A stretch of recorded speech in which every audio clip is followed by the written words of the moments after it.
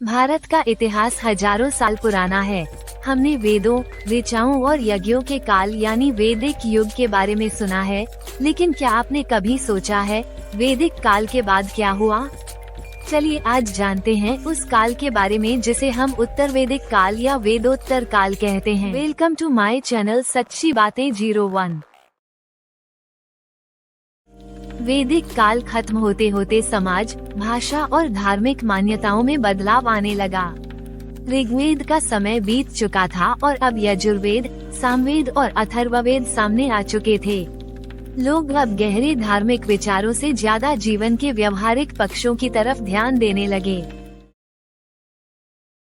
वैदिक काल में वर्ण व्यवस्था कर्म पर आधारित थी, लेकिन उत्तर वैदिक काल में ये जन्म आधारित जातियों में बदलने लगी। ब्राह्मणों का प्रभाव बढ़ा और समाज में असमानता आने लगी। इस काल में भारत छोटे छोटे गांवों से निकलकर महाजनपदों में बंटने लगा। 16 बड़े राज्य उभरे, जैसे मगध, कौशल, वत्स और अवंती। राजनीतिक ताकतें बन रही थीं और धीरे धीरे एक नया युग दस्तक दे रहा था, महाजनपद युग। उत्तर वैदिक काल में लोगों ने वैदिक कर्मकांडों से ऊबकर नए मार्ग ढूंढने शुरू किए, और यहीं से जन्म हुआ बौद्ध धर्म और जैन धर्म का। गौतम बुद्ध और महावीर ने सरल जीवन और करुणा का संदेश दिया, जो आम जनता को जल्दी समझ में आया। संस्कृत के साथ साथ पाली और प्राकृत भाषाओं का विकास हुआ। नए उपनिषद, स्मृतियाँ और दर्शन ग्रंथ रचे गए।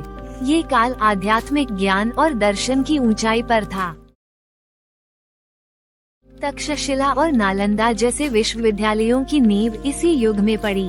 यहाँ देश विदेश से विद्यार्थी आते थे। धार्मिक शिक्षा के साथ साथ खगोल, गणित, विज्ञान जैसे विषय भी पढ़ाए जाते थे। तो ये था वैदिक काल के बाद का रोमांचक सफर, जहाँ से शुरू हुआ भारत का असली सांस्कृतिक और बौद्धिक उत्थान। अगर आपको ये वीडियो जानकारी पूर्ण लगा हो तो लाइक, शेयर और सब्सक्राइब जरूर कीजिए। और बताइए आप अगला वीडियो किस ऐतिहासिक विषय पर देखना चाहेंगे? मैं मिलूंगा एक और रहस्यमयी सफर में। तब तक के लिए जय हिंद।